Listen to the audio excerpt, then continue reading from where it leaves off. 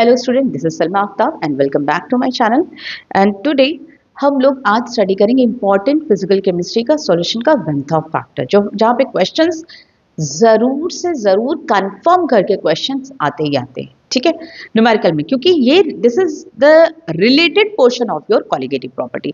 Colligative property क्या था? Colligative property it is that extensive property which depends on the number of solute. ठीक है, तो वो एक्सटेंसिव प्रॉपर्टी जो नंबर ऑफ सॉल्यूट पे डिपेंड कर रही है। अब जब सॉल्यूट पे डिपेंड करे तो मेरे पास चार प्रॉपर्टीज निकल कर आ रही थी: relative lowering of vapour pressure, elevation in boiling point, depression in freezing point and osmotic pressure. ठीक है, सॉल्यूशन मिक्सअप हो रहे थे, मिक्सअप होने के बाद में हमें ये सारी वैल्यूज मिल रही थी, ये सारी प्रॉपर्टीज मिल रही थी।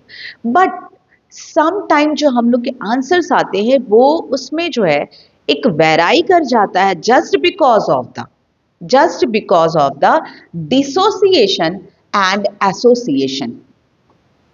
डिसोसिएशन आ जाता है और डिसोसिएशन और एसोसिएशन की वजह से कंपाउंड क्या करती है?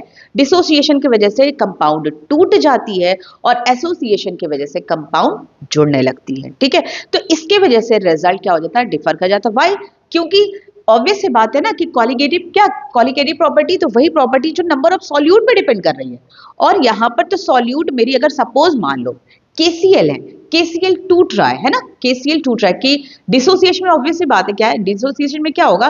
कंपाउंड मेरा क्या करेगा? It will break. और एसोसिएशन में देखो एसिटिक एसिड क्या कर जा रहा है? ये डाइमराइजेशन कंडीशन में चला जा रहा है। बेंजोइक एसिड जो है वो भी डाइमराइजेशन कंडीशन में चला जाएगा।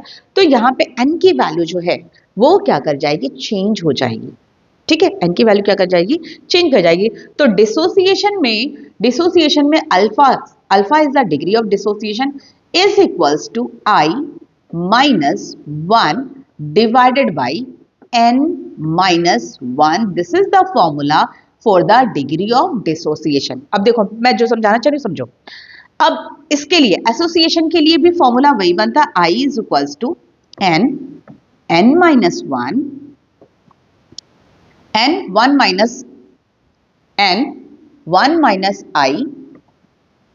इसको क्लियर कर दें। ठीक है, यहां पे लेकर आते हैं n आई माइनस 1, ठीक है, डिवाइडेड बाई n माइनस 1। ये है formula for the degree of association. अब देखो ये इलेक्ट्रोलाइट है, ठीक है, ये इलेक्ट्रोलाइट है। अब नॉन इलेक्ट्रोलाइट के लिए मेरी नॉन इलेक्ट्रोलाइट के लिए आई की वैल्यू, इलेक्ट्रोलाइट के लिए आई की वैल्यू क्या हो जाएगी? आई इज इक्वल्स टू 1। ठीक है, डिग्री ऑफ डिसोसिएशन के लिए आई की वैल्यू मस्ट बी, क्योंकि ये टूट रहा है ना, कंपाउंड जब टूटेगा तो मोर देन 1, तो डिग्री ऑफ डिसोसिएशन की जो वैल्यू होगी आई जो है, आई की वैल्यू जो होगी ग्रेटर देन 1 होगी। ठीक है, आई की वैल्यू जो होगी वो ग्रेटर देन 1 होगी। एसोसिएशन क्योंकि चीजें जुड़ रही हैं, ज्वाइन हो रही है, तो आई की वैल्यू क्या होगी? लेस देन 1 होगी। ठीक है, एक चीज ये हो गई। अब देखो कंपाउंड मान लो, अब n की वैल्यू कैसे निकालेंगे? सपोज मेरे पास कंपाउंड है NaCl, ठीक है, NaCl और वो टूट रहा है Na plus plus Cl minus में, तो यहां पर n की वैल्यू क्या हो जाएगी? 1 हो जाएगी। ठीक है, n की वैल्यू क्या हो जा रही है? यहां पर 1 हो जा रही है। मेरे पास दूसरा कंपाउंड है HCl है, HCl भी किस में ब्रेक हो रहा है? H plus plus Cl minus, तो n की वैल्यू क्या हो जाएगी? 2 हो जाएगी। n की वैल्यू यहां पर भी 2 ही होगी। देखो ये एक कंपोनेंट, ये एक कंपोनेंट, दो कंपोनेंट में टूटा है। नंबर ऑफ मॉलिक्यूल्स यहां पे भी Cl माइनस, ये क्या हो रहा है? ये दो कंपोनेंट में टूट रहा है। ठीक है, अगर सपोज मेरे पास कंपाउंड है CaOH whole twice, calcium hydroxide, CaOH whole twice, तो ये किस में टूट रहा है? Ca प्लस 2 में, Ca प्लस 2 में, प्लस 2OH माइनस में टूट रहा है, तो दो ये एक ये, तो n की वैल्यू कितनी हो जाएगी? 3, है ना। n की वैल्यू क्या हो जाएगी? 3 हो जाएगी। अब देखो यहां पर सपोज मेरे पास कैसा कंपाउंड है? एल्युमिनियम हाइड्रोक्साइड,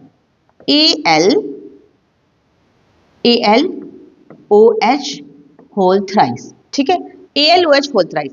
ये अगर हम ब्रेक कराएंगे तो कितने में हो जाएगा ये AlOH होल थ्राइस? तो हम लोग को मिलेगा Al Al प्लस 3 और प्लस 3OH माइनस, तो हम लोगों को क्या कितना मिला 4, N की वैल्यू कितनी हो जाएगी, N की वैल्यू हो जाएगी 4। ठीक है, this will be the formula for the degree of dissociation. जब डिग्री ऑफ डिसोसिएशन अल्फा जो है that is degree of dissociation, I is your van't Hoff factor, alpha ये हम लोग एसोसिएशन के लिए लिए हैं, एसोसिएशन के लिए एन की वैल्यू वैसे ही जुड़ेगी। और अगर नॉन इलेक्ट्रोलाइट है, नॉन इलेक्ट्रोलाइट और ऑर्गेनिक कंपाउंड, नॉन इलेक्ट्रोलाइट और ऑर्गेनिक कंपाउंड जितने भी होंगे, सपोज शुगर हो गया, शुगर, ठीक है, ग्लूकोज, ग्लूकोज, ये सारे कंपाउंड्स के लिए, ये सारे कंपाउंड्स के लिए बेंजीन, बेंजीन, इन सब की पहले से हम लोग की क्या वैल्यू हो जाएगी, इसकी आई की वैल्यू क्या होगी, 0 होगी। ठीक है, ये हो गया, यहां तक क्लियर हो गया आपको। अब हम कुछ क्वेश्चंस करते हैं इससे रिलेटेड कि हम इस पे यहां से हम लोग समझ जाते हैं कि यहाँ पे होगा क्या। ठीक है, ताकि क्वेश्चन सॉल्व करेंगे। Come to the question.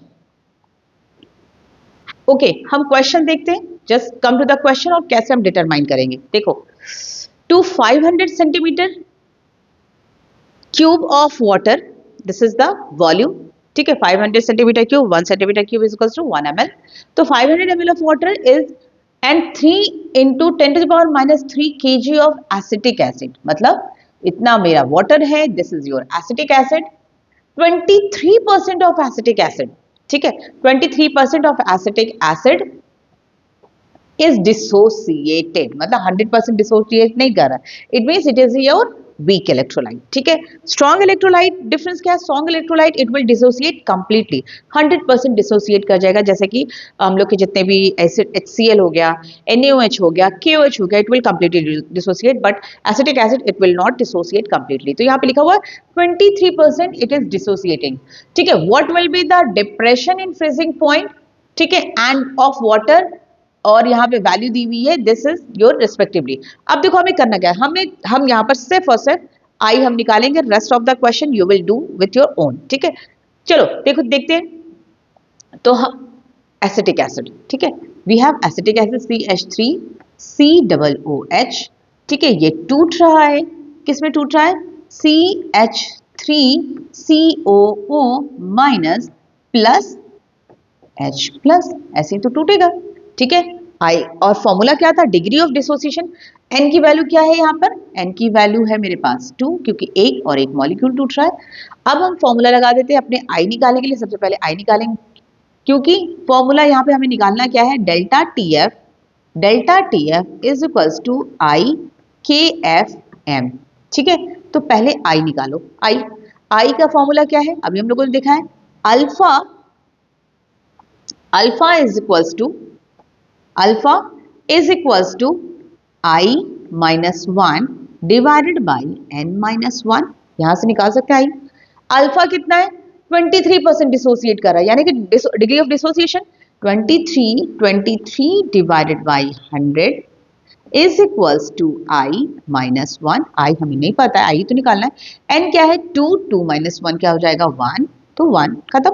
तो आई कर दो, आई क्या हो जाएगा, नीचे लिखते हैं 23 is equals to 100 I minus 100 I minus 100 हो जाएगा ये, और इधर जाएगा तो क्या हो जाएगा, 100 आई इज इक्वल्स टू 123 है ना, ये इधर जाएगा प्लस हो जाएगा, तो I is equals to 123 divided by 100, it means क्या हो जाएगा 1.23, that will be the van't Hoff factor. ठीक है, 1.23। और याद है हम लोगों ने क्या कहा था, क्या कहा था, अगर डिसोसिएशन होगा देन वेंथ ऑफ फैक्टर क्या होगा, ग्रेटर देन 1। आ गया ना, ग्रेटर देन 1।